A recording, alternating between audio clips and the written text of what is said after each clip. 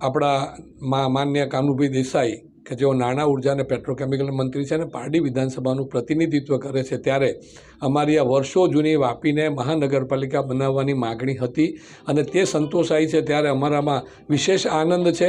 આજુબાજુના 9 ગામડાઓને સમાવીને ચણોદ, નામદા, ચંડોળ, છીરી, છરવાડા, સલવાવ, બલીઠાને સમાવીને જ્યારે આને મહાનગરપાલિકા બનાવવામાં આવી છે, ત્યારે આજુબાજુના ગામડાઓના પણ જે રહેવાસીઓ છે એમની જીવન સ્તર સુધરશે, એમને ગટર, પાણી, રોડ બધી વ્યવસ્થા સારી રીતે મળી શકશે, એમની સમસ્યાઓ હલ થઈ શકશે।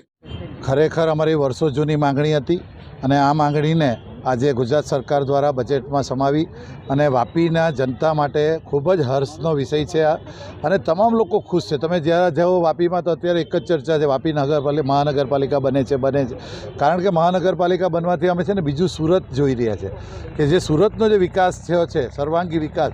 કારણ કે અમે જ્યારે સુરત જોઈએ અને વાપીને અમે કમ્પેર કરતા હતા તો અમને એવું થતું કે અમારું વાપી પણ સુરત કેમ નહીં થાય, તો એ જે અમારું કમ્પેરિઝન હતું એ સપનું આજે પૂરું થવા જઈ રહ્યું છે અને આજે બીજું સુરત વાપી બનવા જઈ રહ્યું છે અને ખરેખર ખુશ છે। આ માટે અમે આપણા જે મુખ્યમંત્રી શ્રી ભૂપેન્દ્રભાઈ પટેલ સાહેબ આપણા ખરેખર અમારા જે વિકાસ પુરુષ કહેવાય, અને હું તો જ્યારે હોય ત્યારે કહું છું કે આ બાજુ મોદી ગેરંટી અને આ બાજુ કનુભાઈ દેસાઈની ગેરંટી, અને આ ગેરંટી આજે પૂરી થવા જઈ રહી છે અને મહાનગરપાલિકા બનવા જઈ રહી છે।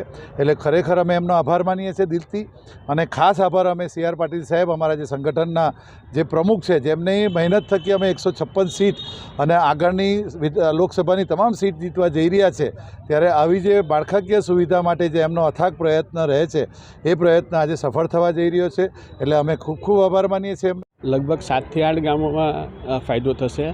હાલ જેમ વાપી નગરપાલિકામાં બધી ઇન્ફ્રાસ્ટ્રક્ચરના કામો ચાલે છે, રોડ છે, રસ્તા છે, ગટર છે, પાણી છે, એ પ્રમાણે આજુબાજુના ગામડામાં જે મહાનગરપાલિકા બનવાથી જે આવરી લેવામાં આવશે એ દરેક ગામોને ફાયદો થશે, કેમ કે એ લોકોને પણ સારું પાણીનો ફ્લો મળશે।